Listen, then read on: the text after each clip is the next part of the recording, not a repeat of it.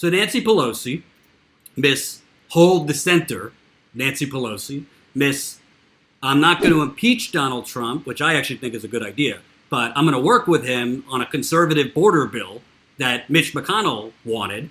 So we'll make a bipartisan compromise. This Nancy Pelosi, the same Nancy Pelosi who, when Joe Biden was, bragging about, working with racist segregationists, she called that authentic. He's authentic. This Nancy Pelosi. Of course, she's gone out of her way. And this is why I called Alexandria Ocasio-Cortez, Congresswoman Ocasio-Cortez, when she became a congresswoman. I like her for the most part, but I think she was being a little naive. She was playing nice with people like Nancy Pelosi, expecting Nancy Pelosi to actually act in good faith. Nancy Pelosi said she was going to create a select committee for the Green New Deal. Well, that didn't happen. Nancy Pelosi has basically laughed off Medicare for all. Oh, how are we going to pay for it? She never asked how we're going to pay for the future war with Iran. We're bombing Yemen and committing genocide there. We're bombing about 7 or 8 other countries as well. Never asked how we're going to pay for that. She doesn't ask how do we pay for the subsidies the Democratic Party gladly gives to Wall Street, fossil fuel companies, big pharma. Never asks how we're going to pay for that. So now Nancy Pelosi,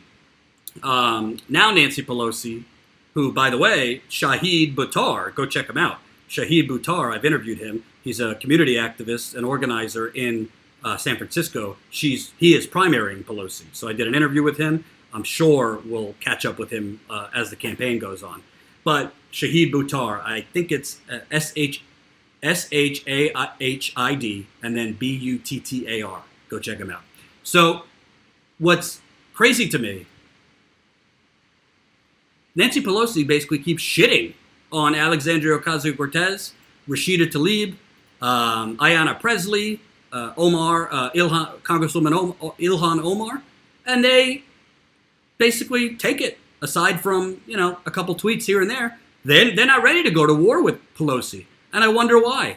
She went to war with Joe Crowley and unseated the number 3 or 4 Democrat in the country. What are they waiting for? It's time to go to battle boldly and loudly with Nancy Pelosi. If you are Ocasio-Cortez, if you are Ro Khanna, Rashida Tlaib, Ayanna Pressley, or Ilhan Omar. This is from Common Dreams. In the Times interview, which is published online on Saturday, featured Pelosi, a California Democrat, disparaging freshman members of the party for their public refusal to support an immigration bill that delivered billions to President Trump's war on immigrants with no strings attached. Pelosi targeted AOC, Ilhan Omar, Rashida Tlaib, and Ayanna Pressley for the refusal to vote for the bill, despite the fact that the quartet were part of 102 Democrats that bucked the party line in the final vote. Pelosi, who's, by the way, 79 years old, and I am being ageist in this case, all these people have their public whatever and their Twitter world, Pelosi told Maureen Dowd. But they didn't have any following. They're 4 people, and that's how many votes they got. Ugh. The arrogance and tone deafness and elitism and San Francisco, D.C., New York, cocktail crowd, caviar eating, champagne swigging, elitism of Nancy Pelosi. The reference to whatever set Ocasio-Cortez off. In a Saturday evening tweet, the New York Congresswoman tied her social media following to her work in the House. Let me get this tweet. That public whatever is called public sentiment, and wielding the power to shift it is how we actually achieve meaningful change in this country. So, good on Ocasio-Cortez for at least saying this. But we need more. Because at the end of the day, it's the same thing as Trump. Trump didn't mean it. Trump was a fake populist, but he took it to the Republican Party on that campaign trail. He took it to Paul Ryan by name, took it to Mitch McConnell by name, and the voters loved it. He took it to Hillary Clinton being a puppet of Wall Street. He even called out Wall Street on the campaign trail. Of course, none of it was authentic. He didn't mean a word of it. He doesn't mean a word of anything he says. But people want a fighter. And I think what Congresswoman Alexandria Ocasio-Cortez needs to learn, and I'm not mansplaining I understand being in Congress is different than being an activist. You're not going to get anywhere trying to play the game with Nancy Pelosi. You're not going to get anywhere, making compromises with Nancy Pelosi. You're not going to get anywhere with, giving Nancy Pelosi the benefit of the doubt. Because if you play nice with her now, maybe she'll give you a few crumbs later on. That's how we got into this situation in the first place. That's how we have gotten into this situation in the first place. When I say situation, I give you this. That is since 1980. That red line is all of our money being hoarded and stolen by the bourgeoisie, the oligarchy. That blue line is the rest of us. And that is corporate Democrats and people who might think in their head they're progressives, but I got to work in the system. I got to work in the system. Yes, the limousine liberals. So I got to compromise, and I can't call out leadership. Well, if Ocasio-Cortez, and not just her, Presley, Tlaib, all these, either go to war or get out. People elected you to battle the Democratic Party establishment. Because Ocasio-Cortez is right to call out the radical right who go after her breakfast, lunch, noon, and night. They are sexist against her. They are misogynistic against her. They are ageist against her. It is disgusting. And Fox News, if you thought they were deranged on Obama, watch Fox News about Alexandria Ocasio-Cortez. So, in fairness, she, Omar, Tlaib, they're all dealing with unprecedented. You need to realize that you can't negotiate with economic terrorists. And yes, the Democratic Party, just like the Republicans, are economic terrorists because they make decisions on a day-to-day basis that allow people to die. They make decisions on a day-to-day basis that allow people to go hungry. They're making decisions on a day-to-day basis to give to the rich and screw the poor. What do you call that? Millions of people live in day-to-day fear because they don't have health care or they can't afford the health care. They can't afford an education. They don't know if they're going to be able to pay their rent this month. They don't know if they're going to be able to pay the electricity. They don't know if they're going to be able to cover their kids' medical bills. They don't know if they're going to be able to even send their kid to college, groceries, you name it. You can't negotiate with people that don't have the best interest of working people.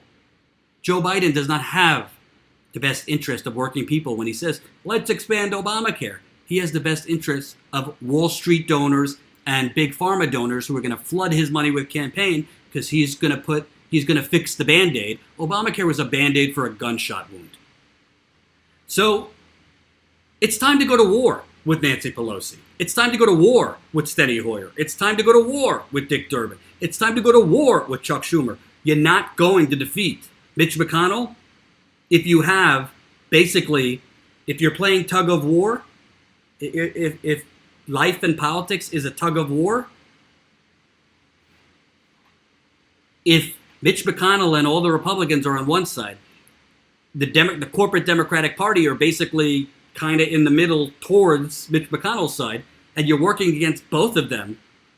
There's 4 people on the progressive side and an army on the right side, Republicans here, corporate Democrats here, AOC over there. Who's going to win that tug of war? But you have to get in the game and fight. I don't want to see tweets from Alexandria Ocasio-Cortez anymore. I want her to do a press conference with the capital P progressives calling out Nancy Pelosi, saying you are letting the country burn and sink by not immediately calling for a Green New Deal. And by the way, I don't even think the Green New Deal goes far enough. If you read it, we don't have time for a public-private partnership. We've tried this dance. Obamacare is a public-private partnership. I don't trust private companies to do the right thing unless they see major dollars in it. Okay, so I think we need a government plan with government funds. Worry about the debt later. The country and the world is going to burn and sink. It already is. These earthquakes are happening rapidly because of geothermal fracking. The flooding, climate change. Wildfires, climate change. Everglades in Florida, climate change. So, how many times does Nancy Pelosi have to take a poop on progressives' head before they're going to stop playing nice and start getting real. It just stole that from The Real World, MTV. It's time to go to war, and you have the people on your side. You have the people on your side. And part of this, honestly, is when you look at Elizabeth Warren versus Bernie Sanders, it's the same exact thing. Now, I think Elizabeth Warren is more progressive on economics than Nancy Pelosi. But who do I trust to fight the corporate Democratic establishment as president as hard as they're going to fight the Republican establishment? Bernie Sanders or Elizabeth Warren? All you got to do is read WikiLeaks to see the deals Elizabeth Warren was making with Hillary Clinton's campaign in 2015, before Hillary Clinton even announced. Warren and her campaign were angling to get meetings with the Clinton people because Warren was trying to get maximum leverage because, frankly, she thought Clinton was going to win, and she was probably trying to get a spot in her administration. That's the truth. That's the truth. Hope you enjoyed that last video. Hop on over to statuscoup.com where you can sign up for our email list and become a member for as low as $5 to $10 a month. Membership is how we grow. That's statuscoup.com/join. And remember, join our email list so we can grow the revolution with you.